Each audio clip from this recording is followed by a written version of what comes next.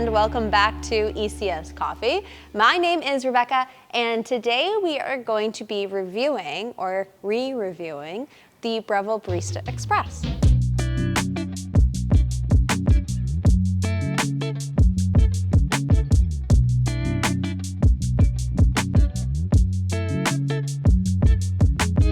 So this machine has been out for many years. It is always a customer favorite. It's a staff favorite.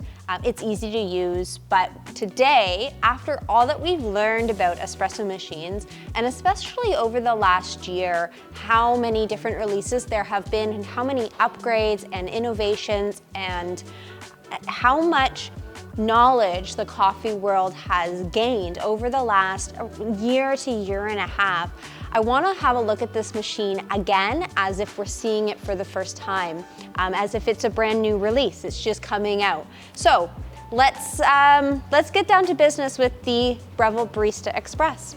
So this is a semi-automatic espresso machine from Breville. You have an integrated grinder up top, and the bean hopper holds approximately 230 grams of whole bean coffee.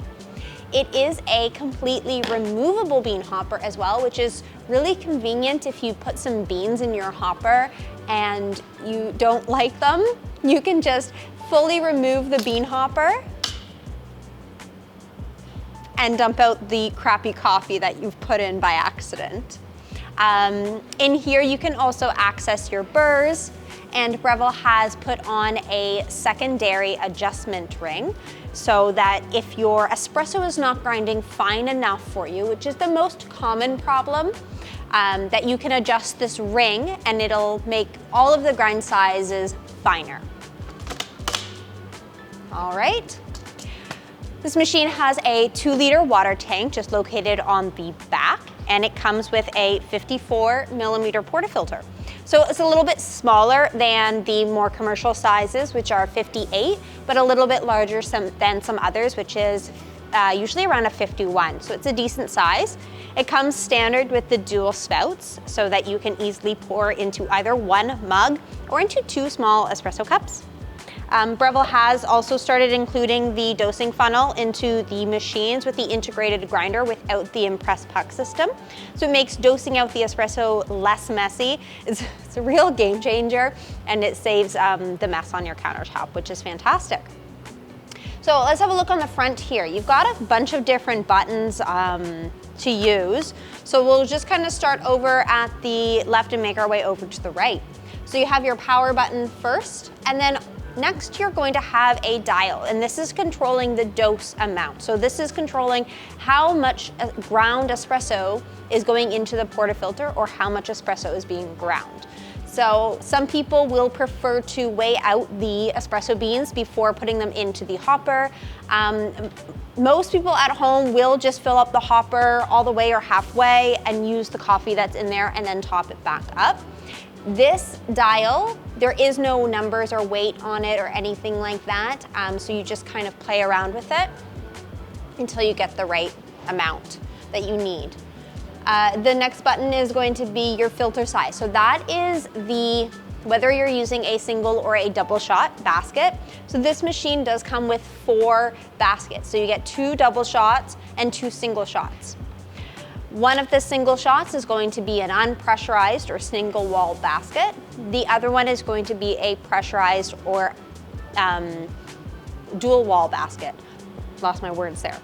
The dual wall baskets are going to help to increase the pressure in the espresso machine. So you get a version of each for single and double, and the dual wall will help to increase the pressure. So good to use if you just you can't figure out how to get the espresso going. You're brand new, throw in the dual wall. It'll help to increase the pressure and get you a better shot. Also good to use if you are using pre-ground espresso. So if you're purchasing your espresso pre-ground, whether that's for decaf or just a secondary bean that you don't want to put down the grinder, maybe it's a little oily, then you can use the dual wall to help to build the pressure up. Dual wall may also be beneficial if you're using kind of an older coffee. So if somebody maybe gifted you some coffee a few months ago and it's been sitting in your cupboard and you decide to use it, you may want to throw in the dual wall, because as beans age, they become, they don't pressurize as easily, and you kind of get watery or espresso and you lose that crema, which is all just coffee oils, compressed coffee oils, and that gets released.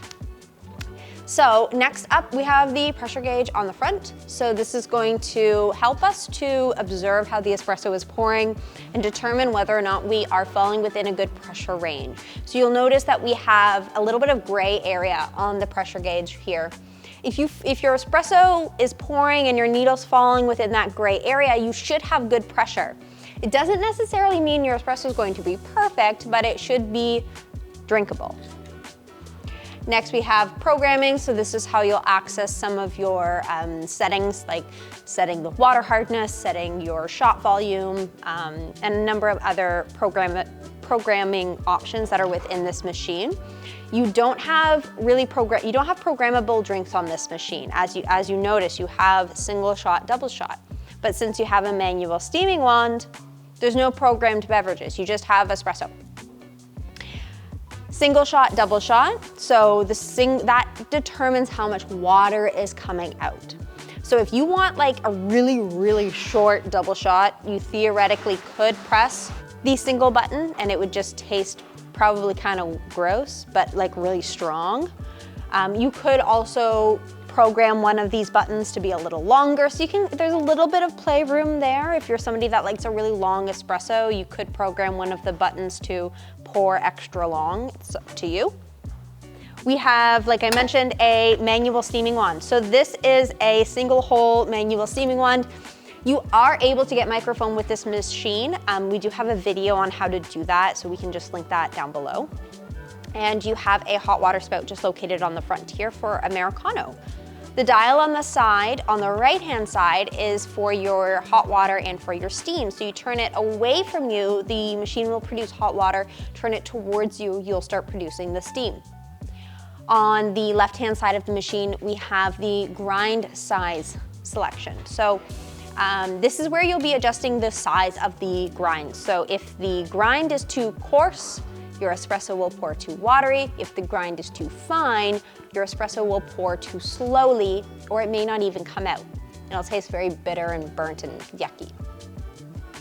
We're gonna brew a little bit of espresso and foam some milk on this machine, and then kind of talk about some of the pros and cons of this unit, who this unit would be for, and how it is performing after all of these years and after all that we've learned, because it still continues to be one of the best-selling home espresso machines out there. And there's a number of reasons why, but let's get Brewing first. So I am going to use the funnel today to save the countertop a little bit from the grinds. So this just hooks in really nicely on the 3-pronged portafilter from Breville. So it just sits on and you lock it right into place. This is only used when you're grinding, so you take it off after you're done, and we're gonna do the whole process together. All right, so I'm gonna sit my portafilter with my funnel on top just into the forks here, and it sits nicely just like that. It's kind of hands-free, which is great. I'm going to tap the portafilter in. It's going to trigger a switch on the back and start grinding. Easy peasy. The grinder's not overly loud. It's also not overly quiet though either. If you're at home, it might wake up some people if you live with them and your kitchen's kind of close to the bedrooms, but it's a coffee grinder. They're all kind of loud. None of them are super quiet. I'm gonna take that out. All right, so we could, from here, I like to tap it a little bit, gets the coffee nice and distributed, remove some of that air so I can see if my amount is good. I think that it is, just based on experience. I'm going to use the WDT tool today. So you don't have to use this, but the purpose of this little tool here, you'll see we have a few little prongs there. They look like little needles. It's going to break up any of the clumped espresso that we have. The grind is very, very fine, and there's some static, and that can create clumps within the portafilter and within the ground espresso. So this little tool will help to break it up. You like to get all the way down to the base because it's clumped all the way down there. Some people will maybe want to use a distributor after this. I personally would not, because the whole point of this is to break the espresso up and get it away from each other, and a distributor is going to bring it all back together and kind of reclump it. So it seems a little silly to do so. All right, so that's done. WDT tool is just over there. Now, Breville does provide you with a little tamper in the machine. So it just sits up on the side there with a magnet so that it stays in place. You could use this tamper. I have no qualms with this tamper. It's fine. It's got an okay weight to it. If you wanted to upgrade your tamper, you absolutely could do that to have something with a bit more weight and maybe something that's a little bit more ergonomic, but this is completely fine. So I'm just going to go ahead and tamp with the funnel on, which is totally fine. It just keeps all the coffee in place. I'm just gonna remove the funnel now with my tamper on it so that I can ensure that I am level. Nice, okay, so Breville lays everything out for you with their portafilters and with their tampers, which is why when you're starting out, I would recommend using the Breville tamper, because you'll see here you have a silver ring on the bottom of the tamper. If you place your tamper on the tamped espresso, only the silver portion should be covered and the black should be exposed. So if you're too far down, you'll be able to tell, and if you're too far up, you'll also be able to tell. So we've got some nice tamped espresso here. It looks well distributed. Just want to clean off the edges there to remove the grinds so that we get a nice seal when we place it up in the center, which is called the group head.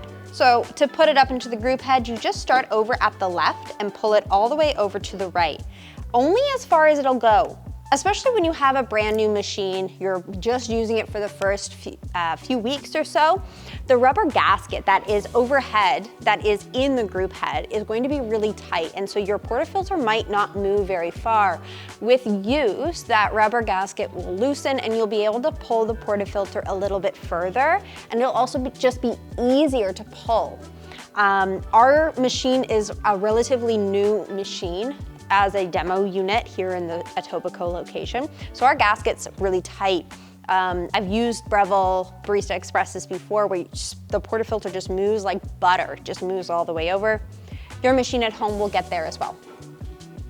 So we ground for a double shot. So we're going to pour for a double shot. I've got a nice glass here. I'm just going to place that underneath the portafilter spout. There we go. And I'm going to pour my espresso. So this machine has what's called a thermoblock heating system. So it's a very efficient way to heat the water for your machine. It heats up very quickly from being powered off, and it also heats the water very quickly per use. But it means that you can't brew your espresso and steam your milk simultaneously. You do need to perform those functions separately. And it takes about 30 to 45 seconds to heat up for the milk. So we're gonna do that whole process now. So I'm going to pour the espresso. I'm going to click the double shot button. We're going to watch the needle rise. Also paying attention to the color of the espresso when it starts to pour and how it's pouring. Beautiful. So you can see we started off with a little bit of a darker color. It's now moving into more of a caramel, lighter brown color. We're using our 88 miles per hour today. So this is 100% Arabica coffee espresso blend, and it's got a nice bold flavor, and it does produce a really creamy espresso. So you can see here that the espresso is nice and thick. It's got a nice caramelly color to it. The espresso is looking a little dark underneath, which is fine. If you see inside, you can see that we've got some swirling of some lighter colors, etc. It looks really nice, actually. It looks like a good espresso shot. It smelled very rounded. 88 is not always my favorite. You know that I love my Colombian espresso, but I wanted to switch it up today and use a little bit of 88. It pairs really, really well with milk because it's got those darker cocoa notes. So I really enjoy it actually as a latte or cappuccino. I'm going to turn the espresso, the knob on the side here, I'm going to turn it forwards for steam. And I'm not going to insert my steaming jug yet. I'm just going to let it release some water and start to heat up. So we're going to hear the machine kind of go clunk, clunk, clunk, and some steam and water is going to start to come out of the steaming wand.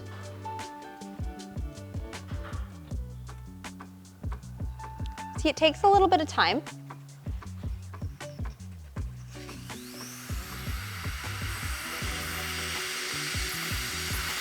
Okay.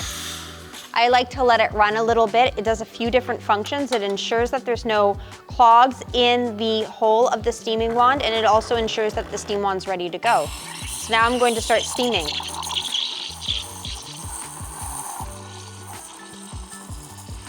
So you are able to get a microfoam on this machine. It's a little bit more work than if you had a more powerful steaming wand, but it just takes a little bit of practice. It all takes a little bit of practice. You can get a nice spiral going. Smooth out any of those bubbles. So the milk heats up relatively quickly too. I'm using regular milk today. If you're using an alternative milk, it's a little bit more difficult to get a microfoam on any machine, not just this one. Okay, that's hot enough. I'm gonna turn this dial back to standby. And I'm just going to tap my jug here. I moved the pitcher in a way that kind of messed up my milk a little bit, but that's okay. I still have a decent milk here. I'm just gonna get off some of this milk. This is one of the things I like the least about this machine, is this wand gets so hot and it kind of cakes the milk on. So even if you're using a rag that has like some water on it, some hot water, it still is really kind of a pain in the butt to get off sometimes. Oh, you can see that milk splashing. That's okay. All right, yeah, that looks pretty good. Okay, so I'm just kind of smoothing it out here. All right.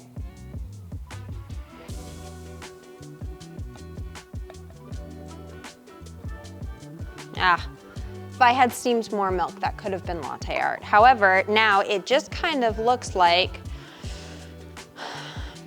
an onion, I want to say. An onion that's halved. That's okay.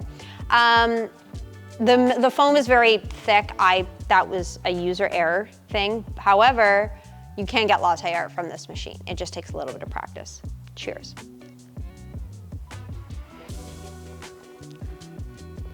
Sorry, this is better. This is better than any cafe that I've been to. And it's made with love from you and to your people or to yourself. So way, way better. Beautiful. I'm just gonna set that down. So on this machine, you can make any kind of beverage that you wanna make that's from a cafe, minus drip coffee. So this machine will only produce espresso-based beverages or like water and hot milk.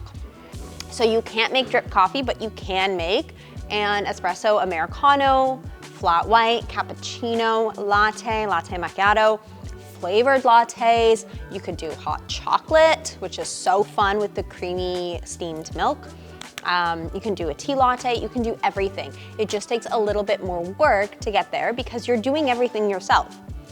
The dialing in of the espresso, it takes a little bit of getting used to. So there's a bit of a learning curve with a machine like this that is a little bit more manual. It's called semi-automatic, and the milk takes a little bit of getting used to as well. So there's two portions of this machine, which are basically, it's two functions that are going to be a new skill that you're learning.